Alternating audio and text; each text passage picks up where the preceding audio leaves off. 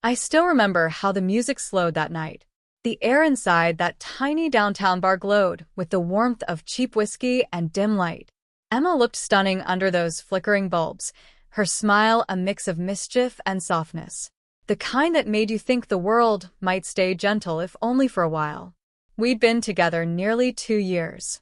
It wasn't flawless, but I believed what we had was steady, something strong enough to weather the ordinary storms every couple faces. That night was meant to be simple. A friend's birthday, a few drinks, maybe a quiet walk home beneath the city lights. I didn't expect it to become one of those memories that loop in your mind for months after. It began with a song, slow, nostalgic, the kind they'd play at old school dances. Emma's friend, Jenna, tugged her toward the floor, laughing.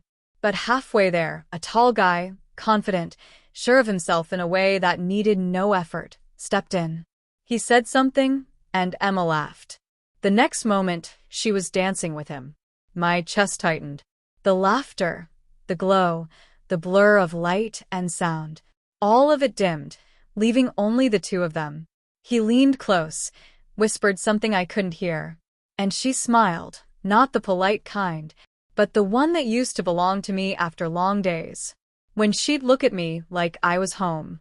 Someone beside me said something, probably a joke to break the tension. But I didn't hear. I just stood there, holding a drink I suddenly didn't want, pretending it didn't sting. Minutes dragged like hours. I wanted to leave, to disappear before anyone noticed the crack in my expression.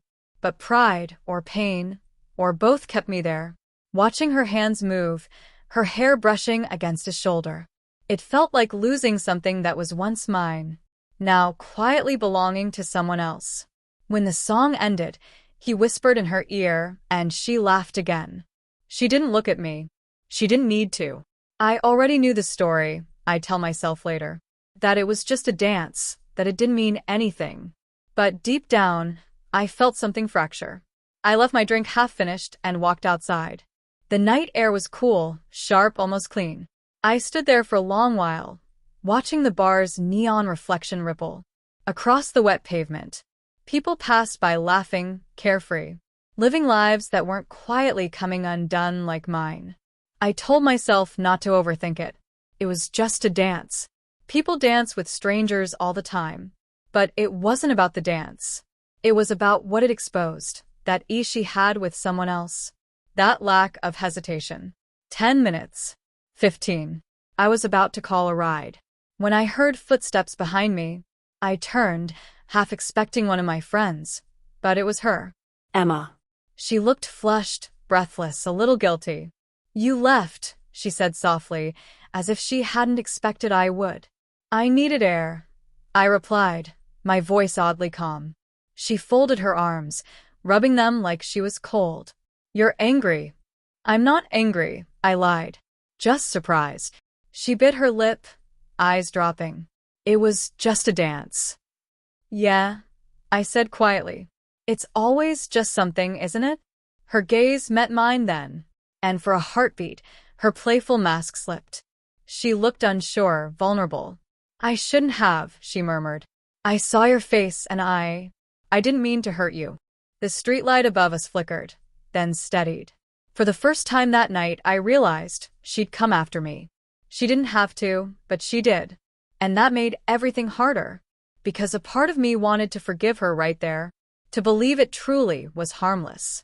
But another part, the quieter, truer one, knew. This wasn't about a single dance. It was about all the little distances that had been growing between us. She took a step closer, her voice trembling. Can we just go home?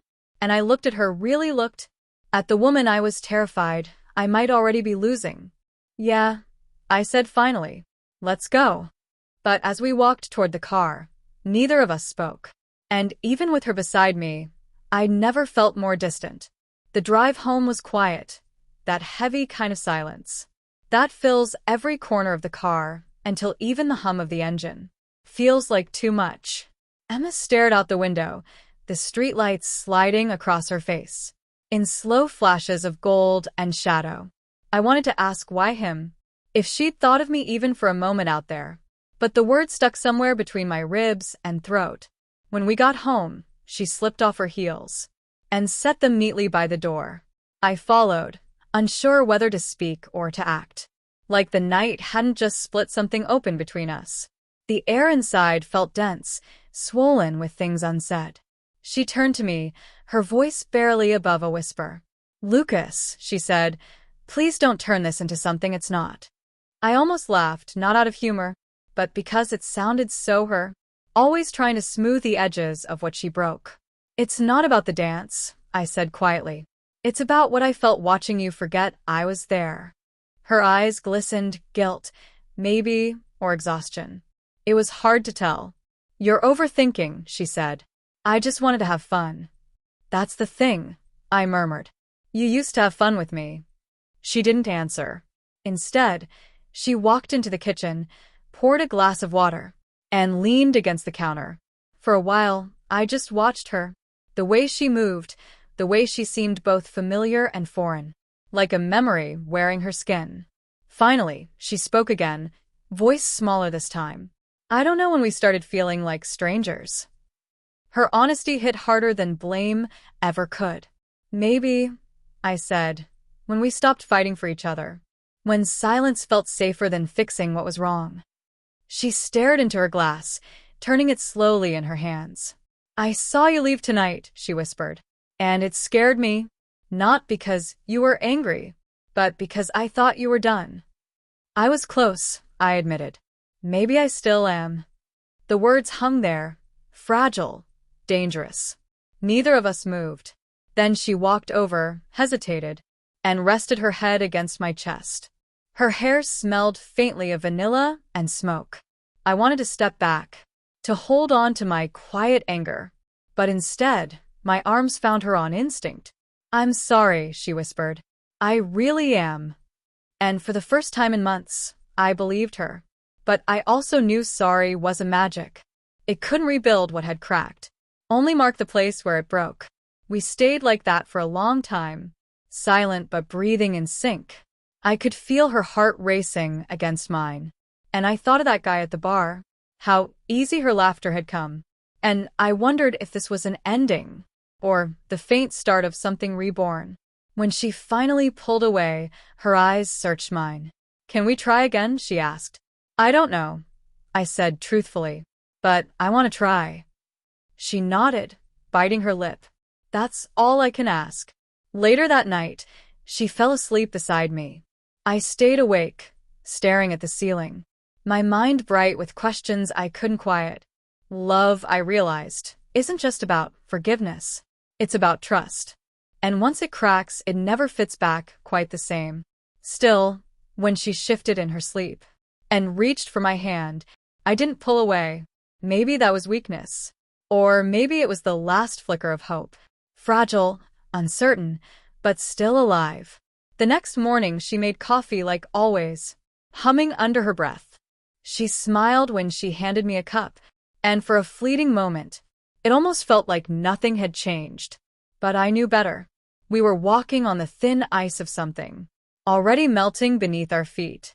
Later, as she left for work, she kissed me lightly on the cheek, something she hadn't done in weeks. When the door closed, I stood there, the echo of her touch fading from my skin. I didn't know what came next. Maybe she'd stay. Maybe she wouldn't. Maybe one day we'd look back and realize this was the night we began again, or the one where we quietly started to let go. But for now, I knew this much. Love doesn't always end with fireworks or betrayal. Sometimes it ends quietly, in the stillness after a dance, when you realize you're not angry anymore, just tired. Tired, but still hoping. Because hope, like love, never really learns when to stop breathing.